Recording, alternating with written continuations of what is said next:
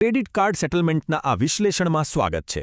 બેંકની આ આકર્ષક ઓફર પાછળની અસલી વાસ્તવિકતા શું છે? ચાલો જાણીએ. જ્યારે ખર્ચ લિમિટ બહાર જાય ત્યારે બિલના ડુંગર ઊભા થાય છે. તેને ચૂકવવું જાણે બિલકુલ અશક્ય લાગવા માંડે છે. અને પછી શરૂ થાય છે વ્યાજ અને પેનલ્ટીનો જબરદસ્ત મારો. આ આર્થિક દબાણ રોજિંદો તણાવ ખૂબ વધારી દે છે. બરાબર. આવા કપરા સમયે બેંકો એક જાદુઈ લાગતી ઓફર આપે છે, જેને આપણે સેટલમેન્ટ કહીએ છીએ. તો આ સેટલમેન્ટ ખરેખર છે શું? સરળ શબ્દોમાં, કુલ દેવાના માત્ર અમુક હિસ્સો ચૂકવીને ખાતું બંધ કરી દેવું. હા, મામલો પૂરો કરવા બેંકો સામાન્ય રીતે કુલ બાકી રકમના માત્ર 40 કે 50% જ માંગતી હોય છે. અડધી રકમમાં છુટકારો? આ તો એકદમ શાનદાર ડીલ લાગે છે, ખરું ને? ચાલો આના તાત્કાલિક ફાયદાઓ પર નજર કરીએ. ફાયદા સ્પષ્ટ છે.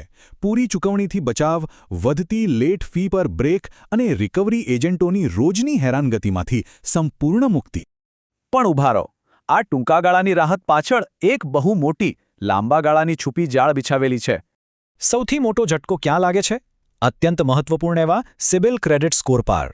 આ નિર્ણયની અસર વિનાશક હોય છે. બેંક રિપોર્ટમાં ખાતાને પેડ ઇન ફૂલના બદલે સેટલડ દર્શાવે છે. આ બંને શબ્દો વચ્ચે જમીન આસમાનનો તફાવત છે. આ સેટલડ સ્ટેટસનો સીધો અર્થ એ છે કે નાણાકીય સંસ્થાઓની નજરમાં હવે આ એક હાઈ રિસ્ક એટલે કે જોખમી પ્રોફાઇલ છે. આનું પરિણામ? ભવિષ્યમાં જ્યારે પણ હોમ લોન, કાર લોન કે બિઝનેસ લોન જોઈતી હશે ત્યારે મંજૂરી મળવી અત્યંત મુશ્કેલ બનશે. એટલું જ નહીં, આ ખરાબ રેકોર્ડને કારણે ભવિષ્યમાં નવા ક્રેડિટ કાર્ડ મેળવવાના રસ્તા પણ લગભગ બંધ થઈ જાય છે. તેથી જ જ્યારે આર્થિક સંકટ એટલું મોટું હોય કે પૂરી ચૂકવણી ખરેખર અશક્ય હોય ત્યારે જ આને અંતિમ વિકલ્પ માનવો. તો છેલ્લો પ્રશ્ન, શું આજના દેવાને અડધું કરવા માટે આવતીકાલની આર્થિક સ્વતંત્રતા દાવ પર લગાવવી ખરેખર યોગ્ય છે? વિચારજો. ક્રેડિટ કાર્ડ સેટલમેન્ટના આ વિશ્લેષણમાં સ્વાગત છે. બેંકની આ આકર્ષક ઓફર પાછળની અસલી વાસ્તવિકતા શું છે? ચાલો જાણીએ. જ્યારે ખર્ચ લિમિટ બહાર જાય ત્યારે બિલના ડુંગર ઊભા થાય છે. તેને ચૂકવવું જાણે બિલકુલ અશક્ય લાગવા માંડે છે. અને પછી શરૂ થાય છે વ્યાજ અને પેનલ્ટીનો જબરદસ્ત મારો. આ આર્થિક દબાણ રોજિંદો તણાવ ખૂબ વધારી દે છે. બરાબર. આવા કપરા સમયે બેંકો એક જાદુઈ લાગતી ઓફર આપે છે, જેને આપણે સેટલમેન્ટ કહીએ છીએ. તો આ સેટલમેન્ટ ખરેખર છે શું? સરળ શબ્દોમાં, કુલ દેવાના માત્ર અમુક હિસ્સો ચૂકવીને ખાતું બંધ કરી દેવું. હા, મામલો પૂરો કરવા બેંકો સામાન્ય રીતે કુલ બાકી રકમના માત્ર 40 કે 50% જ માંગતી હોય છે. અડધી રકમમાં છુટકારો? આ તો એકદમ શાનદાર ડીલ લાગે છે, ખરું ને? ચાલો આના તાત્કાલિક ફાયદાઓ પર નજર કરીએ. ફાયદા સ્પષ્ટ છે.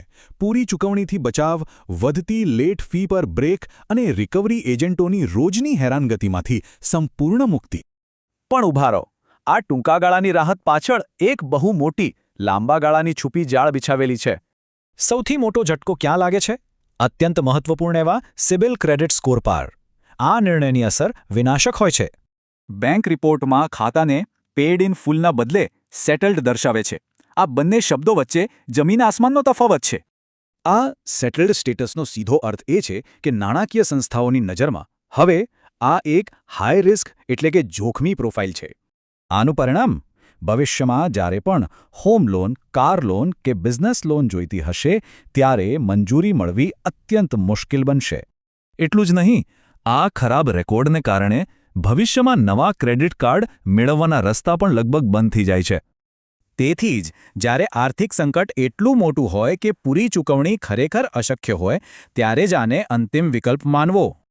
તો છેલ્લો પ્રશ્ન, શું આજના દેવાને અડધું કરવા માટે આવતીકાલની આર્થિક સ્વતંત્રતા દાવ પર લગાવવી ખરેખર યોગ્ય છે? વિચારજો.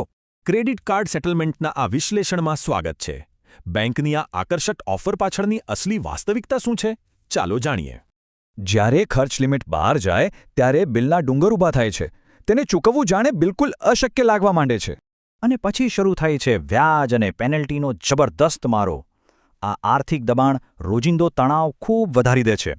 બરાબર. આવા કપરા સમયે બેંકો એક જાદુઈ લાગતી ઓફર આપે છે, જેને આપણે સેટલમેન્ટ કહીએ છીએ. તો આ સેટલમેન્ટ ખરેખર છે શું?